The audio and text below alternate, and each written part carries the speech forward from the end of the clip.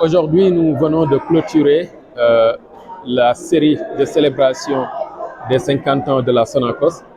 Et c'est avec un sentiment de satisfaction que nous avons pu célébrer cet événement en présence du ministre de tutelle, le Dr Serigne Gueye Diop, ministre de l'Industrie et du Commerce, et du ministre qui était la tutelle précédente, le ministère de l'Agriculture, de la Souveraineté alimentaire et de l'Élevage, représenté par le Dr Mabouba Diagne.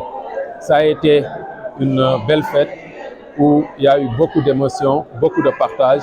Nous avons écouté avec attention les discours des ministres qui nous ont donné des orientations claires.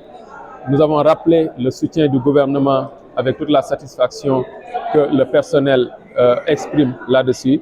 Et nous continuons aussi à continuer à demander l'accompagnement de l'État dans les différentes initiatives que la Sonacos entreprendra dans les 50 ans à venir.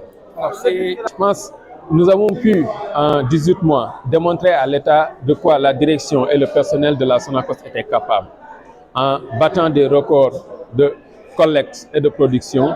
Et aujourd'hui, nous enclenchons avec une nouvelle dynamique et l'État a compris que cette société était capable, à l'état où il est, de relever les défis qui lui sont fixés. C'est par cela que l'État est venu en support, non seulement à travers les 14 mesures qui ont été prises par le Premier ministre, mais aussi en matérialisant cela par la reconstitution des capitaux propres qui est en train de se faire et d'être finalisée avant la fin de cette année, mais surtout la mise en place d'un budget de 25 milliards pour le renouvellement de l'infrastructure industrielle. Cela nous permettra de prendre un nouveau départ sur cette même chaîne de valeur, mais surtout de repenser à la diversification avec les différentes niches que la Sonacos veut exploiter à partir du potentiel qu'elle détient aujourd'hui, mais aussi à partir des nouvelles perspectives qui s'offrent à elle et en tenant compte de l'environnement global et aussi local. Oui, ça c'était notre plan, ce qu'on a appelé le plan d'urgence.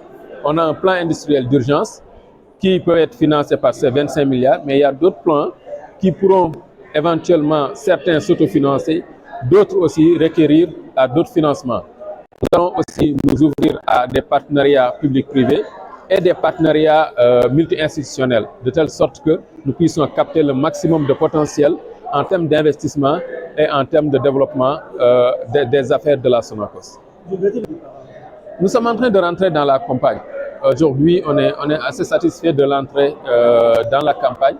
Nous avons pu démarrer la collecte et pour nous, comme on l'a toujours fait et toujours dit, la priorité c'est d'être du côté des producteurs et de nous assurer de l'écoulement de leur production et aussi de procéder à la transformation. On ne nie pas la situation peu reluisante de notre infrastructure industrielle et c'est pour cela d'ailleurs que l'État nous accompagne dans cette phase et que nous aussi on fait usage d'une nouvelle ingéniosité et d'une nouvelle vision pour nous développer et pour régler ces problèmes pour une bonne fois pour toutes.